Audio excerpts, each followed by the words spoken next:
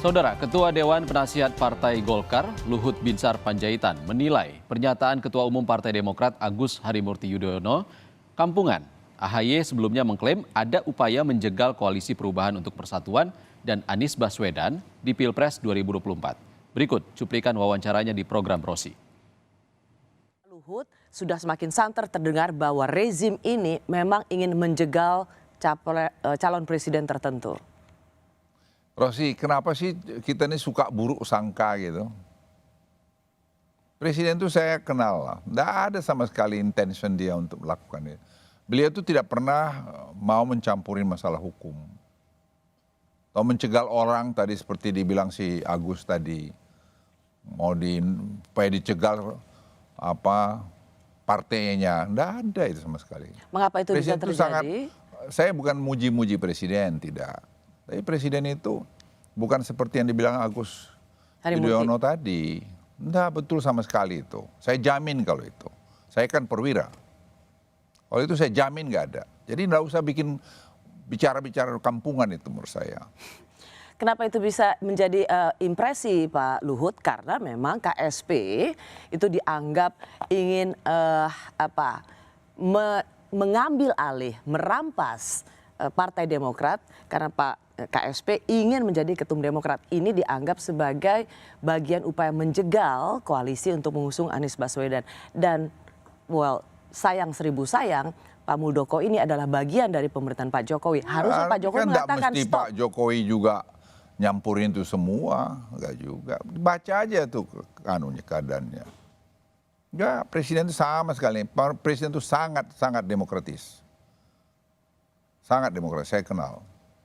Jadi kalau ada yang ngomong-ngomong seperti itu, dirinya yang seperti itu. Kalau dia berkuasa akan jegal orang. Ya itu refleksi daripada kanuan kamu. Ya. Saya kan udah cukup senior untuk tahu semua itu. Bukan saya belain Pak Jokowi, saya hanya cerita yang saya tahu. Sebagai seorang perwira, saya bisa katakan itu. Tidak betul itu. Mau jegal apain mau jegal? Untuk apa juga dijegal?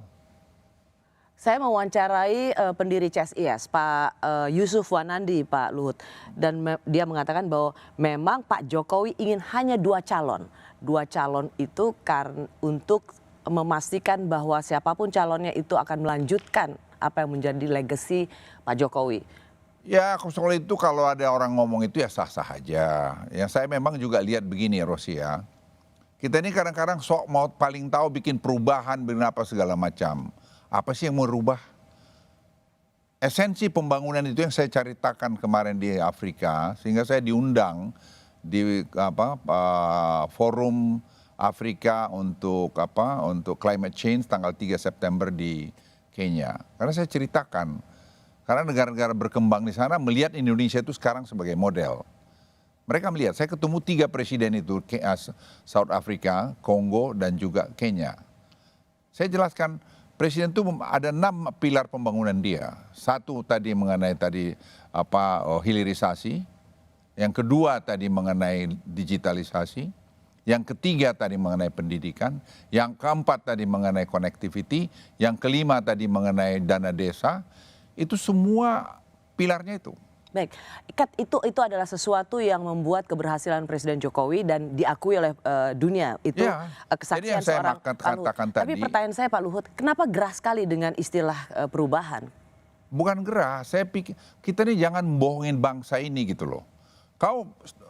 Rosi, saya ini 4,5 tahun, saya ini orang yang cepat kerja. Baru jejak dengan dengan pola ini.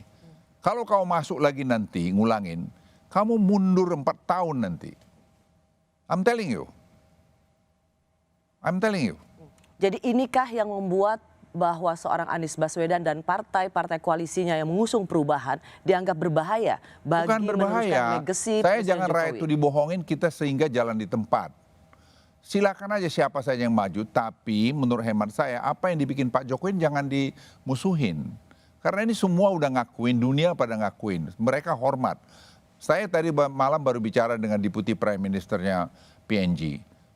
Dia akan kemari lagi, bayangkan dalam 1 bulan dia 2 kali mau kemari.